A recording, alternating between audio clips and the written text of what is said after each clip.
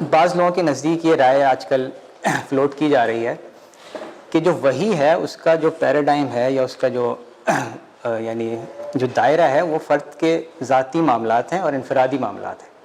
جب آپ اس کو دوسرے پر انفورس کرنا شروع کرتے ہیں یا اجتماع پہ یا معاشرے پر آپ اس کو لاگو کرنے کی کوشش کرتے ہیں تو اس سے مسائل پیدا ہونا شروع ہو جاتے ہیں. تو یہ ایک آئیڈیا فلوٹ کیا جاتا ہے. آپ کا اس کے بارے میں کیا خیال ہے؟ آپ نے اچھی بات کہی ہے، لیکن مجھے افسوس اس بات کا ہے کہ جو لوگ بڑے تیقن کے ساتھ یہ بات کہتے ہیں کہ وحی کا تعلق فرد سے اور رب سے ہے، اجتماعی زندگی سے اس کا تعلق نہیں ہے، اس بات کو سپورٹ نہ عقل سے ملتی ہے، نہ کسی اخلاقی جواز، کوئی اخلاقی جواز اس کے پیچھے ہے، نہ خود وحی کا کوئی اس کو کی سپورٹ حاصل ہے. جو وحی کو نہیں مانتے ہیں وہ یہ بات کہتے ہیں، تو حیرت کی بات، کیسے کہیں گے وحی کے بارے میں یہ بات کہیں گے وہی کہ جو وحی کو مانتے ہیں. جب وہ وحی کو مانتے ہیں تو بتائیں کہ وحی کی تشریح ہے، یا کہیں کہ عقل کو یہ بات لگتی ہے. جب ہم یہ بات جان گئے کہ انسان کا ایک دائرہ حیات اخلاقی ہے جس کے لیے اس کے اخلاقی قوانین چاہیے، اور وہ صرف پرسنل معاملات نہیں ہیں، انٹر پرسنل بھی ہیں، لوگوں کے ساتھ بھی ہیں، اس کائنات کے ساتھ کیا تعلق ہونا چاہیے، دوسرے انسانوں سے کیا تعلق ہونا چاہیے، کوئی حاکم بنے تو کیسے بنے اور اس کو کیا کرنا چاہیے، کوئی محکوم ہو تو اس کے بھی حقوق ہیں یا نہیں ہیں، اس طرح کے بے شمار معاملات ہیں. تو اگر وحی کو ہم نکال دیں اس دائرے سے تو اس خلا کو کون پر کرے گا؟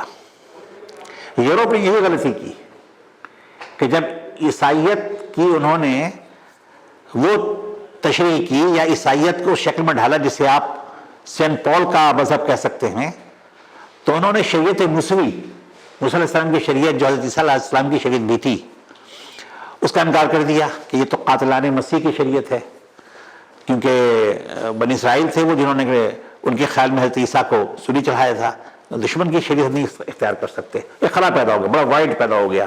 اس کو کس نے پر کیا؟ پہلے مرحلے پہ سے چرچ نے پر کیا. چرچ انسانی ادارہ ہے، اور جب چرچ سے بغاوت ہوئی، 1000 سال ان کے مظالم کو سہے، تو اس کے بعد بغاوت ہوئی تو پھر اس کو کس نے پر کیا؟ مغرب نے کہا کہ اسے عقل پر کرے گی. عقل کافی اس بات کے لیے کہ وہ خیر شر کا تعین کرے، بلکہ خیر از خود کو خیر نہیں ہے، جسے عقل تسلیم کرے گی یہ خیر ہے وہی خیر ہے. بعد میں اندازہ ہوا کہ عقل کافی نہیں ہے تو انہوں نے اسے تجربہ شامل کر دیا کہ ہیومن ایکسپیرینس بھی بتائے گا. اس سے بھی کام نہیں چلا تو ایک اور دور آیا کہ ان کا اچھا یہ رائے عامہ یا خواہش عام، جنرل ول طے کرے گی کہ کیا صحیح ہے کیا غلط ہے، اور اس کا مختلف طریقہ مختلف ملکوں میں ہے. کہیں ریفرنڈم سے طے ہوتا ہے، کہیں پارلیمنٹ طے کرتی ہے، پہلے بادشاہ طے کرتے تھے. لیکن سارے انسانی ادارے ہیں، یعنی آپ نے خدا کو، خالق کو تو نکال دیا زندگی کے دائرے سے، اور وہ اختیار خود لے لیا، انسان نے لے لیا. تو کون سا ایسا انسان ہے کہ جو خالق کے جتنا منصف ہے، خالق کے جتنا عادل ہے، خالق کے جتنا رحیم ہے، خالق کے جتنا علیم ہے، خبیر ہے، اور جو ان بائزڈ ہے؟ کوئی ہو نہیں سکتا. اور جس کی نظر ماضی پہ، حال پہ، مستقبل پہ بھی ہو، کوئی انسان نہیں ہو سکتا. سارے انسان مل کے بھی نہیں ہو سکتے. تو اگر اس خلا کو خلا نہیں رہنا ہے، پر ہونا ہی ہے، تو عقل بھی یہ کہتی ہے کہ اس پہ خالق کا بنایا ہوا قانون رہے، اس پر مخلوق کا بنا ہوا قانون نہ رہے. کسی کو اوپر کسی کو جھکا رہے گا ہوگا، اس میں ناانصافی ہوگی، اس پہ ہر دور کے لیے کوئی بات نہیں کہی گئی ہوگی.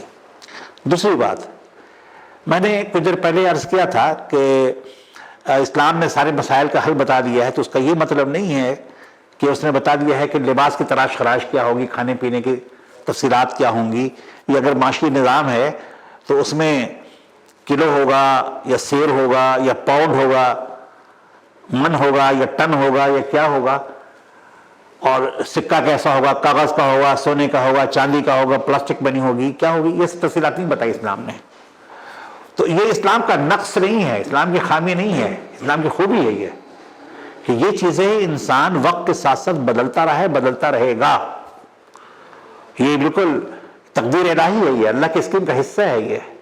تو اگر ایک چیز طے کر دی گئی ہوتی تو خاص وقت میں وہ چیز ٹھیک ہوتی، بعد میں وہ irrelevant ہو جاتی.